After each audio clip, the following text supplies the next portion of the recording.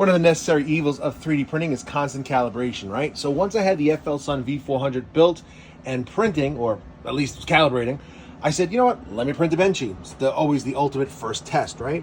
So obviously this little tiny standard size benchy looked very small and inadequate on such a large bed, almost like a little ship in an ocean, no pun intended. So after that I scrambled. I was completely numb as to what should I print on this giant size printer. 410 millimeter print height rather. What am I printing? So I said, you know what? I need another Canon because I broke this Canon. This was printed on one of the Bamboo Lab machines. That was tiny, standard size, but you know what? I wanted another one and a little bigger. So I did. I forget what scale this was, but that's a lot bigger. But as you can already tell, I broke this one too. Because unfortunately, for some reason, there was a bit of a layer shift mid-print on the internals of this structure. I don't know where the stick is. The plunger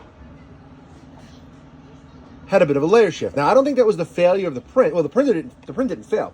The print itself failed after I played with it because look at that crappy infill I set. That ain't right.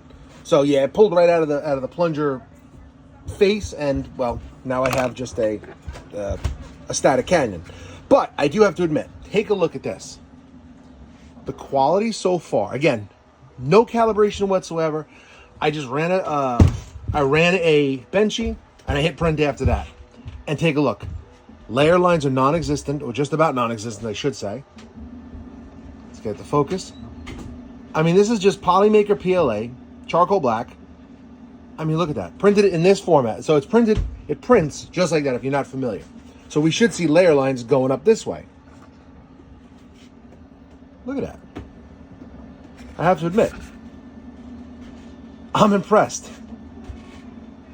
So I think tonight I might print a large garbage can because you know what? I realized I need a garbage can. So that's what I'm going to work on tonight. Though I am still toying with the notion of printing a very large, almost 2 kilogram version of that slinky.